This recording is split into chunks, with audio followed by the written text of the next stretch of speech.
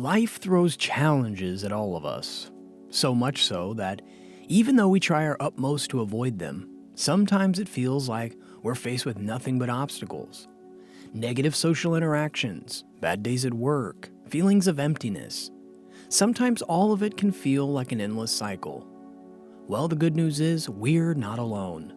Every single one of us is in the same boat. We all have the same thoughts and feelings. We all encounter challenges at various points in our lives. The only difference between those who grow spiritually and those who don't is how we react and deal with these challenges.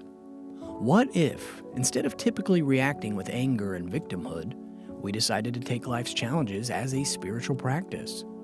What if we decided to look at obstacles from a different perspective?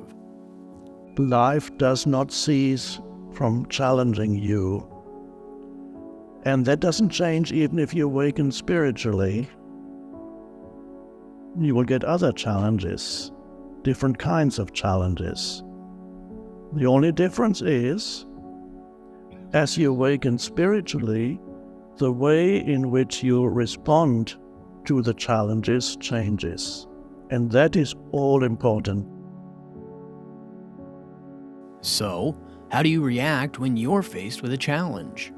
The reality is that most of us are hardwired to resist it. This comes out in unique ways. We either choose to complain about it or lose our minds and let our emotions get the best of us. We sometimes also react with annoyance out of pure resistance. Or we may escape into a world where we don't have to face any problems. In the long term, this puts us in an extremely poor state of mind. As it turns out, every time we take things personally or let a small obstacle affect us, the only ones that end up miserable are ourselves. So what next? Well, I have a really crazy belief that I'd like to share with you.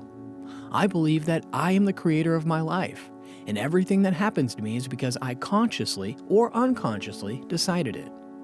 It may sound egocentric to you, and it may even be a stupid thing to believe, but when I'm faced with challenges and start to think that these challenges were created by me, that they're just a way of growing personally or spiritually, when I think like this, I take the challenge more lightly, almost like a game. And that keeps me from adopting the role of a victim. It keeps me from blaming other people for something that is my responsibility. It's a belief that makes me feel empowered. Sure, it might sound stupid to you, but it really works for me and some of the people I have read and learned from. So, what should be done next? The answer to that is acceptance. If a challenging situation is already there, why not simply accept it?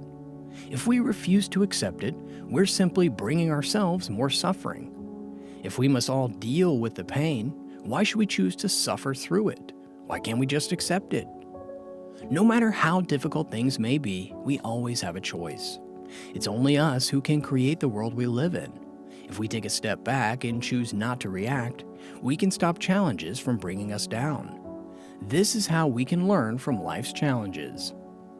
Some people, whenever they are challenged by life, they behave as if there was something very wrong with their life, that things are not supposed to go wrong or be challenging. This is not supposed to happen. And you might have met people, and perhaps you were one of those people in the past, people who are continuously complaining about things. They're continuously not in alignment, continuously out of alignment with whatever is going on around them. You don't personalize the unconscious behavior of another person. You don't say, what a dreadful person that is. No, it's not a dreadful person. It's just human unconsciousness in action. A manifestation of the current evolutionary stage of the majority of humans. That's all. Nothing personal about it. See how your ego reacts when faced with a challenge. Try and stay conscious of yourself. See how your mind and emotions start to flow inside your body and maintain a space between you and your thoughts and feelings. And then act from that place. This does not mean doing anything or saying nothing, even though that may sometimes be the right thing to do. Taking action and living life from this place of consciousness and awareness can be very liberating. For example, most of us tend to let a challenge get the best of us. We wish it would be over already. We dream about a future where we don't have to deal with it, or we start to think, this shouldn't have happened. You need to change this, and acceptance is the first step. I think as we grow internally, we upgrade ourselves. New challenges will keep coming, but as we overcome them, we access a new level in life and grow into the next one. With this upgrading comes an important realization. We realize that every challenge feels familiar to the other past challenges we have had. As children, when we had a little challenge, we felt like it was something huge. And as we grow, some bigger challenges start to feel like we have already faced them. When we are in a state of acceptance and awareness, we embrace challenges. We stop looking at obstacles as a negative force, and instead as an opportunity to grow. Life is a gift.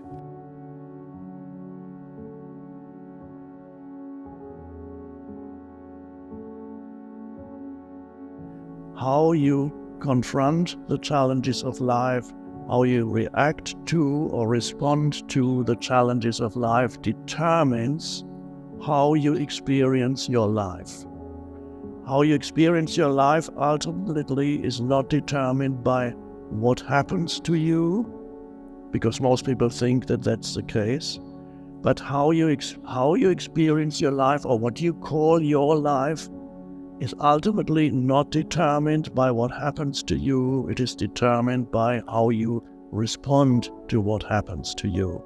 And how you respond to what happens to you determines what happens in the so-called future. How you respond now. In my personal experience, when I accept life as it is, with or without challenges, I deeply feel how life can start flowing through me. And I feel this without anger or without adopting the role of a victim. And I'm more capable of dealing with situations. When I act consciously and with presence, instead of letting my ego get the best of me, I make better decisions. And if these decisions don't work out, it's still all right, because I know I did the best I could with the tools I had. By taking life's challenges as a spiritual practice, we can live without being victims. By deciding how much time and energy we want to devote to a challenge, we can learn and re-signify what happened in the past and use it for personal and spiritual growth.